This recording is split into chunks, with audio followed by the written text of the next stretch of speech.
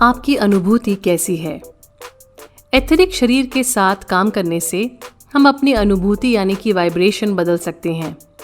अपने दिल पर हाथ रखिए, एक गहरी सांस भरिए। कैसा महसूस कर रहे हैं आप? आज आप क्या चाहते हैं?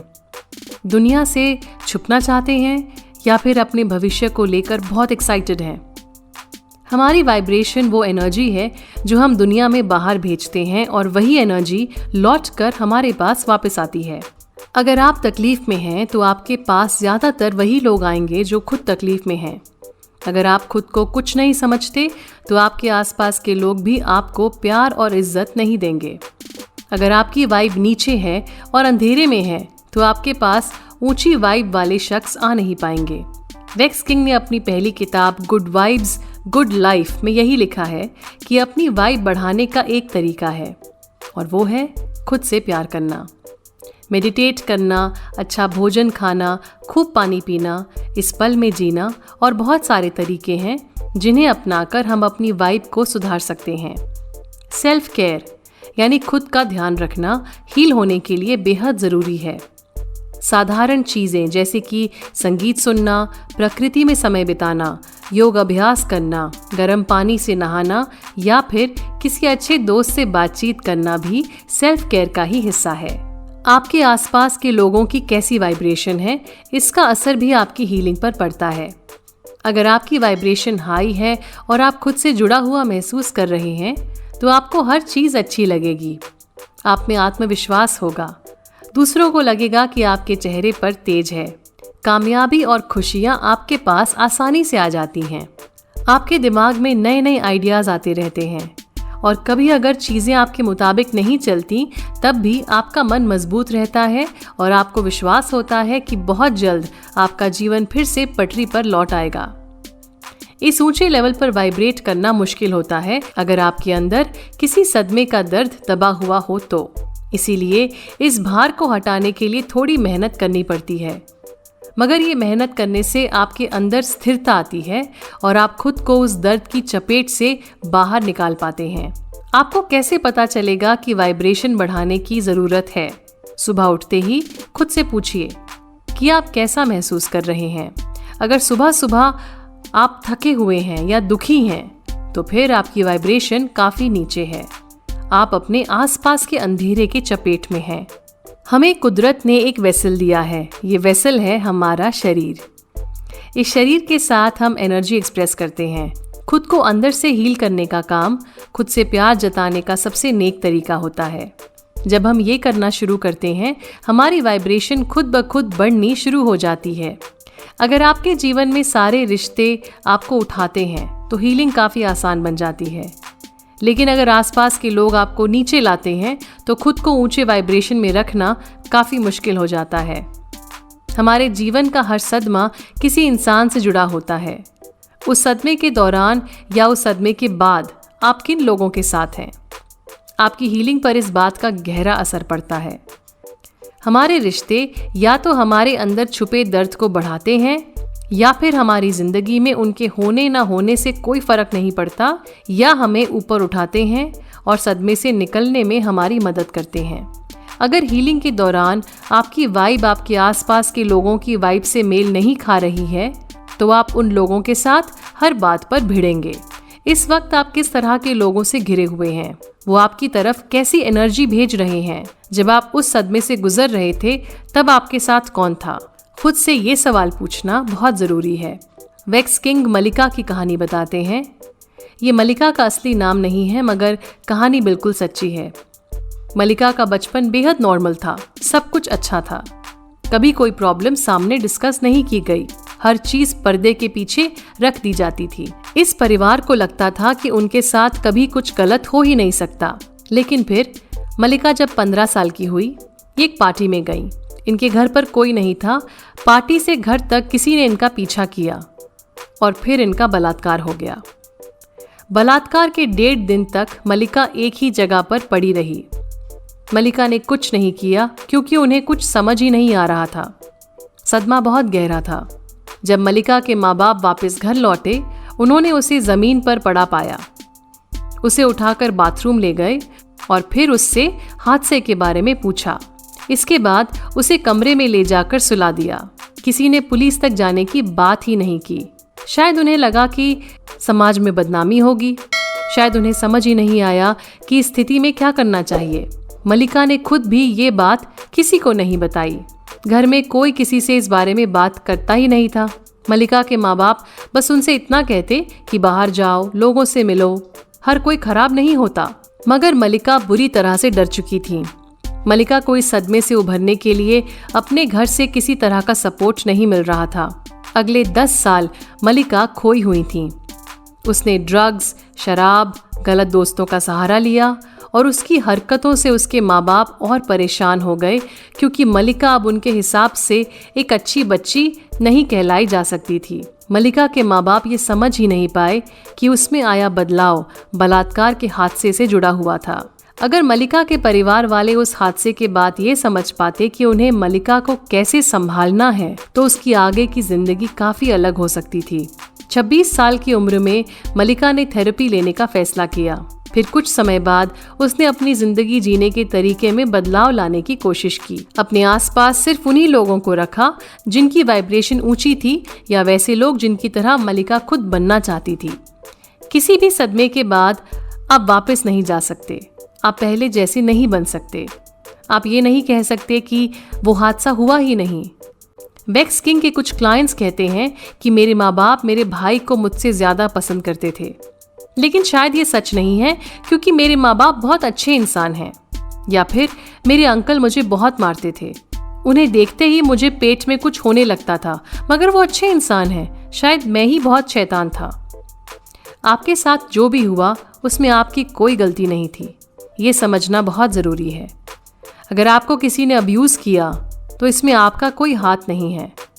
पुराने दर्द को एक नए विश्वास के साथ रिप्लेस करना है। खुद से कहिए, मुझसे जितना हो सकता था मैंने उस वक्त किया और अब मैं सुरक्षित हूँ। आप बीते हुए कल को बदल नहीं सकते, मगर आने वाले भविष्य को खूबसूरत बनाना आप ही की जिम्मेदारी है। अब तीसरी एक्सरसाइज की तरफ चलते हैं। इस एक्सरसाइज के माध्यम से आप अपने नज़रिए को बेहतर समझ पाएंगे। दूसरों के जैसा बनने की बजाय आप ये देखेंगे कि क्या दूसरे आपके वाइब्रेशन से ऊपर हैं या नीचे। अक्सर जब हम किसी से पहली बार मिलते हैं, हम ये सोचते हैं कि उन्हें हम कैसे लगे होंगे। हर इंसान चाहता है कि उसे सब पसंद करें, और अगर आपके साथ जीवन में कोई हादसा हो चुका है तो फिर पसंद किए जाने की ये चाह और बढ़ जाती है। आप सबके साथ फिट इन होना चाहते हैं। अकेलेपन से आपको डर लगता है, लेकिन ऐसा करने से इंसान खुद को कभी समझ ही नहीं पाता और फिर किसी और के साथ भी एक गहरा रिश्ता बन नहीं पाता। हमें बेहतर बनने की कोशिश करनी चाहिए, मगर वो कोशिश खुद के लिए होनी चाहिए, ना कि किसी और की नज़रों में बेहतर दिखने के लिए। अगर हम किसी और के लिए खुद में सुधार लाते हैं, इसका मतलब हमारी जिंदगी में हमसे ज़्यादा ज़रूरी और लोग हैं। आप खुद को संदेश भेज रहे हैं कि आपकी अहमियत तभी है अगर लोग आपको पसंद करते हैं या फिर आप लोगों के हिसाब से चलते हैं। जब हम अपनी हीलिंग पर काम करते हैं, तब हमारे आसपास के सभी लोगों को हमारी ऊंची वाइब्रेशन से फ़ायदा होता है। लेकिन हीलिंग का असली मकसद ये नहीं है। आपको किसी और के लिए इस रास्ते पर नहीं चलना है। इस रास्ते पर हम चलते हैं ताकि हम खुद से रिश्ता जोड़ सकें, क्योंकि हम मानते हैं कि हम एक खूबसूरत जिंदगी के हकदार हैं। ट्रॉमा यानी कि सदमे की वजह से हम खुद से अलग हो जाते हैं। अंदर क्या हो रहा है इससे फर्क नहीं पड़ता। अगर बाहर से सबको आपकी ज़िंदगी अच्छी लग रही होती है तो आप अंदर देखने की कोशिश ही नहीं करते। शायद आपको पता ही नहीं कि अंदर से खुश कैसे रहा जाता है, मगर सच ये है कि आप खुद ही अपने हीलर हैं। चलिए अब हम ये एक्सरसाइज करके देखते हैं। अपनी आंखें बंद कीजिए, कुछ गहरी सांसें अंदर लीजिए और फिर छाती को बिल्कुल खाली कर दीजिए। अब अपनी सांसों को वापस नॉर्मल रिदम में आने दीजिए। रिलैक्स होने की कोशिश करें।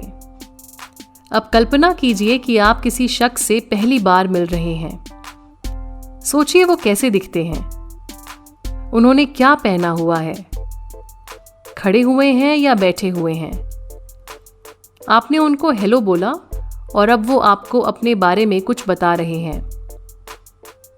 आप उनकी बात बहुत ध्यान से सुन रहे हैं, मगर आप ये बिल्कुल नहीं सोच रहे कि वो आपके बारे में क्या सोच रहे होंगे। आपके हाथ कैसे चल रहे हैं, या आपके बाल कहाँ हैं, या फिर उनकी बातों का जवाब आप कैसे देंगे, ऐसा कोई भी ख्याल आपके जहन में नहीं है। इसके बाद आप इस शख्स को अपने बारे में बता रहे हैं, अपना नाम या कुछ और, मगर बताते हुए आप ये नहीं सोच रहे कि उनको आपकी बातें कैसी लग रही हैं। उनको कुछ ऐसा बताइए जो आपको अपने बारे में पसंद है, ना कि वो जो उनको आपके बारे में पसंद आ सकता है। अब आप दोनों हाथ मिलाते हैं, गुड बाय बोलते हैं और अपने अपने रास्ते चल पड़ते हैं। अब खुद से मन में पूछिए, क्या मुझे ये शख्स पसंद आया? ये सवाल पूछकर हम सामने वाले को जज नहीं कर रहे हैं, हम बस खुद का सच समझने की कोशिश कर रहे हैं। इस शख्स की वाइब आपको कैसी लगी? क्या आप उनसे दोस्ती करना चाहेंगे? क्या आप उनके बारे में और जानना चाहेंगे? अपने जवाब को सामने आने दें। हाँ, मुझे ये शख्स पसंद है, या फिर पसंद नहीं है, या फिर पता नहीं। अब अपना ध्यान वापस अपनी सांसों की ओर ले जाएं। इस मुलाकात को पूरी तरह से भूल जाएं। इसके बाद जब आप चाहें अपनी आंखें खोल सकते हैं। अब समझते हैं कि अभी अभी हमने क्या किया। हम इमेजिनेशन में किसी से मिले, हमने उनसे बातचीत की और फिर हमने खुद से पूछा कि हमें ये शख्स कैसा लगा या कैसी लगी, और हमने क्या नहीं किया। हमने ये सोचने की कोशिश नहीं की कि सामने वाले को हम पसंद आए या नहीं। हमने खुद को सामने वाले की नज़रों से परखने की कोशिश नहीं की।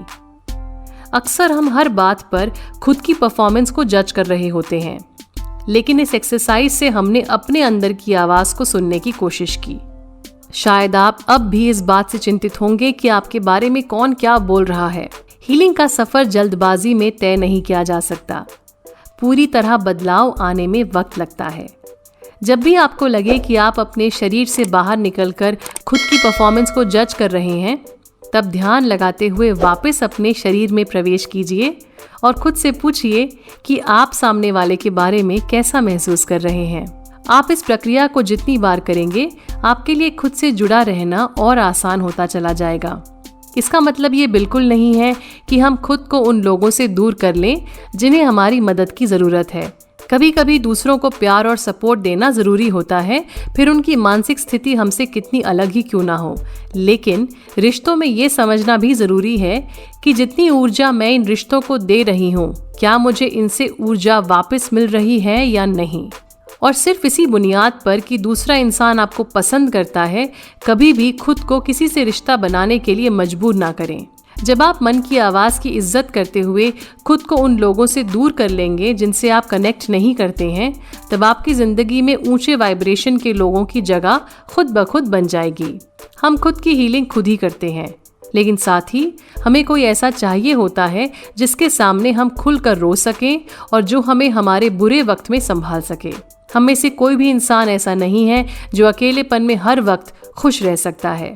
खराब रिश्ते बेहद तकलीफदायक होते हैं और दूसरी तरफ अच्छे रिश्तों से जिंदगी बहुत खूबसूरत बन सकती है। ऐसे अच्छे रिश्ते जिंदगी में ज़रूरी होते हैं और आप ऐसे रिश्तों के हकदार हैं। सुनते रहिए वैक्स किंग की लिखी हुई किताब healing is the new high की बुक समरी मेरे यानी नीता के साथ, सिर्फ कुकू एफएम पर। बचपन में चलते हैं। हमारी एस्ट्रल बॉडी बचपन में बनती है, मगर इसका मतलब नहीं कि कोई पत्थर की लकीर है और ये बदली नहीं जा सकती। बचपन के अनुभव हमारे दिमाग की बनावट तक को बदल सकते हैं। इसीलिए अगर बचपन में हमारे साथ कोई हादसा होता है तो उस वक्त हमारा दिमाग उस हादसे को प्रोसेस नहीं कर पाता, जिसका असर बड़े होने पर हमारी जिंदगी के हर पहलू में नजर आने लगता है। 2019 की एक स्टडी में पाया गया था कि जिन बच्चों को बचपन में प्यार नहीं मिलता, बड़े होने पर उनकी फैसले लेने की क्षमता बहुत कमजोर होती है। ज्यादातर ऐसे लड़के बड़े होने पर मानते हैं कि किसी को भी नुकसान पहुंचाना जायज है।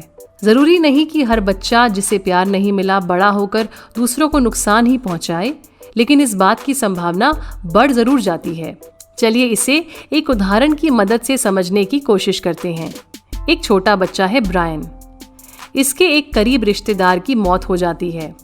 ब्रायन के पिता उसे कहते हैं कि रोना नहीं है, क्योंकि रोना कमजोर होने की निशानी होती है।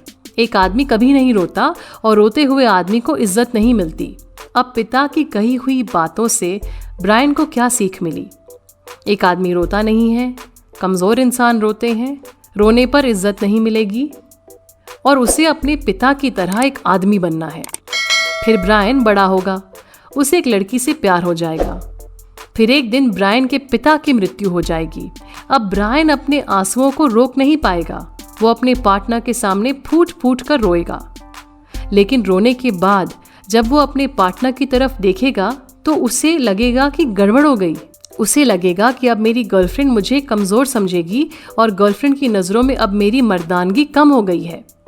ऐसे में ब्रायन खुद ही गर्लफ्रेंड से दूर रहने लगेगा। क्या ब्रायन का सोचना सही है? गर्लफ्रेंड की नज़रों में ब्रायन के लिए प्यार था। वो बुरे वक्त में ब्रायन का साथ देना चाहती थी, मगर ब्रायन ने अपनी गर्लफ्रेंड को अपने बिलीफ सिस्टम के धुंधले चश्मे से ही देखा। बचपन के झूठ की बुनियाद पर उन्होंने जीवन का इतना बड़ा फैसला ले लिया। इस झूठ के चक्रव्यूह से बाहर निकलने के लिए आप खुद से एक सवाल पूछ सकते हैं। किसी भी सिचुएशन में आपकी इंट्यूशन बात कर रही है या फिर आपका ट्रॉमा?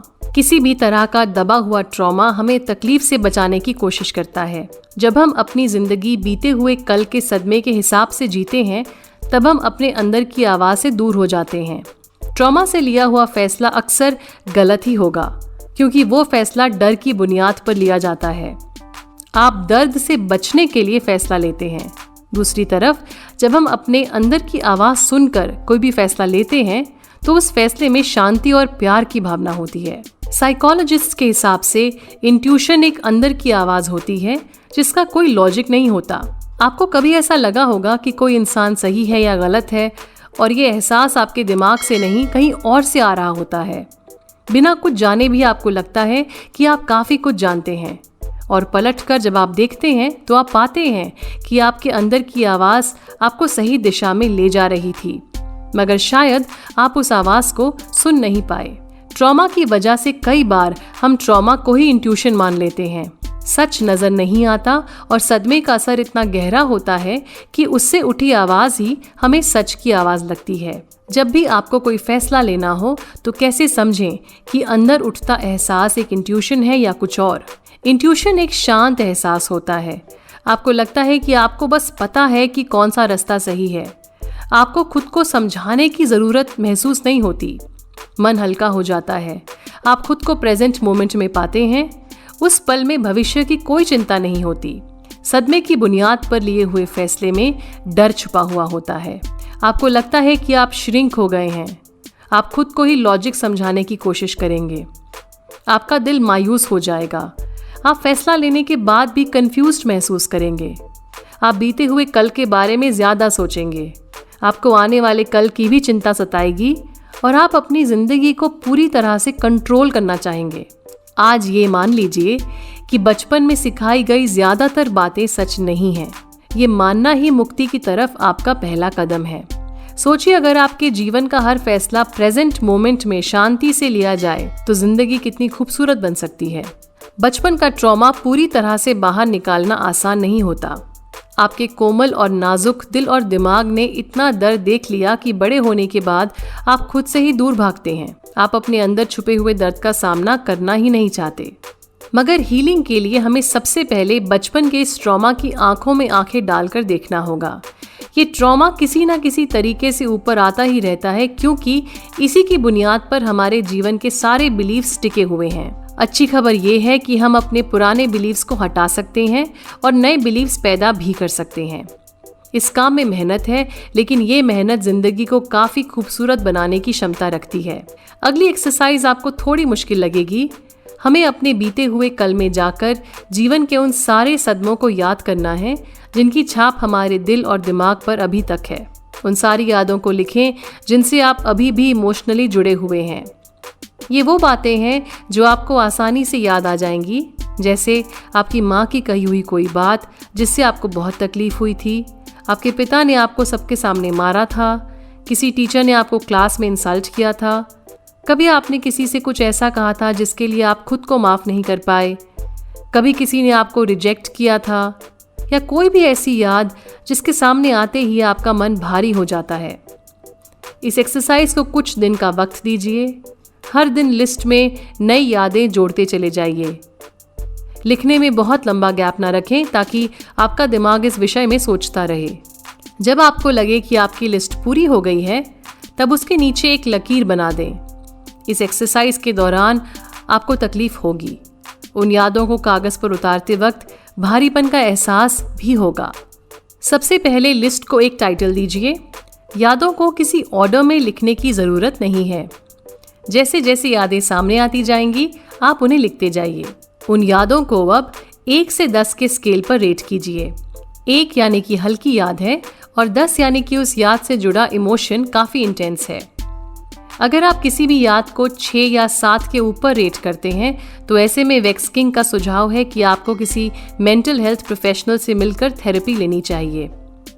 इस काम को करते समय भी आप ब्रेक्स ले सकते हैं। लिस्ट के बनने पर अपने नाक से धीरे से 3 गहरी सांसें अंदर लीजिए और मुंह से बाहर छोड़ दीजिए। अपने पैरों को ज़मीन से जोड़ कर रखें। अब सोचिए कि आपके बाहर एक कंटेनर रखा हुआ है जो बहुत मजबूत है और उसे सिर्फ आप ही बंद कर सकते हैं या खोल सकते हैं। आप उस कंटेनर को खोलते हैं और उसमें हर एक दर्द देने वाली याद को डाल देते हैं।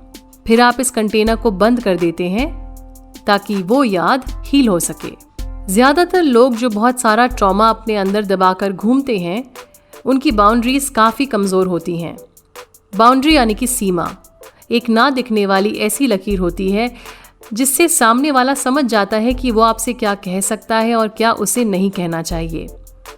हम में से कोई भी किसी का दिल दुखाना नहीं चाहता, लेकिन ये समझना ज़रूरी है कि हमें बाउंड्री लोगों से पीछा छुड़ाने के लिए नहीं बनानी है।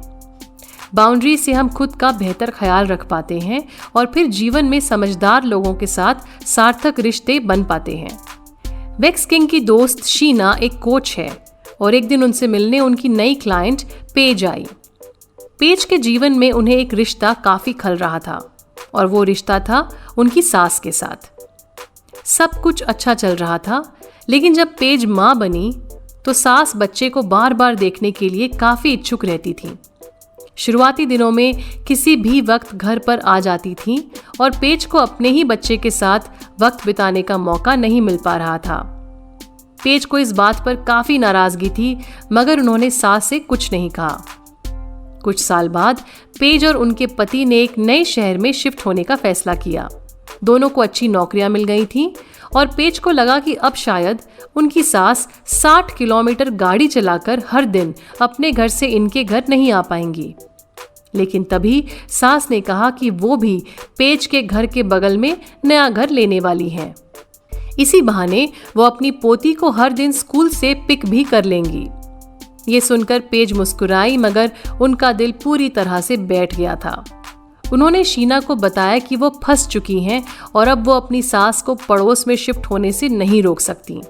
शीना ने सब कुछ सुनने के बाद पेज से पूछा कि क्या कभी उनकी जिंदगी में कोई ऐसे हालात रहे हैं जब पेज कंट्रोल में बिल्कुल भी नहीं थी और उनका कहना मायने ही नहीं रखता था। इस बात पर पेज ने कहा कि जब वो 10 साल की थी, उनके पिता अपनी गर्लफ्रेंड को घर पर ले आए थे। उन्होंने अपने पिता से कहा कि मुझे आपके साथ रहना है, गर्लफ्रेंड के साथ नहीं। इस पर पिता ने पेज से कहा था कि अगर पेज गर्लफ्रेंड के साथ रहना नहीं चाहती तो पेज को किसी और को सौंप दिया जाएगा। पिता ने अपनी जिंदगी में बेटी से ज्यादा गर्लफ्रेंड को इम्पोर्टेंस दी थी। फिर पेज ने अपनी शादी के बारे में बताया। उनकी सास कभी भी अपने बेटे के सामने इच्छाओं को व्यक्त नहीं करती थी। वो हमेशा पेज से आकर कहती थी कि उन्हें क्या पसंद है और उन्हें क्या चाहिए। पेज ने इस सिलसिले में कभी अपने पति की मदद मांगी भी नहीं थी। क्यों? क्योंकि उन्हें लगता था कि अगर वो अपने पति से सास के बारे में कुछ भी कहेंगी तो पति सास को चुनेगा, उन्हें नहीं। पेज बुरा लगने के डर से कभी अपने पति को कुछ बताती ही नहीं थी। शीना ने पेज के साथ बाउंड्री सेटिंग पर काम किया, उनका आत्मविश्वास बढ़ाने की कोशिश की। फिर कुछ दिन बाद पेज ने अपने पति और अपनी सास को सामने बिठाकर अपने मन की बात कही। उन्होंने बताया कि उनके छोटे परिवार को स्पेस चाहिए ताकि वो अपनी जिम्मेदारियां खुद निभा सकें और उनसे सीख सकें। उन्होंने अपनी सास को विनम्रता से समझाया कि सब उनसे बहुत प्यार करते हैं, लेकिन इस परिवार को रोज के चाइल्ड केयर की ज़रूरत नहीं है, बल्कि अगर बच्ची की दादी कभी कभी आए और बच्ची के साथ खेले, उससे सबको ज़्यादा खुशी मिलेगी। पेज के पति उनकी बात से बिल्कुल सहमत थे। उनकी सास को झटका ज़रूर लगा, मगर फिर वो पेज की बात समझ गईं और इस तरह प्यार से रिश्ते में एक सीमा का निर्माण हो गया।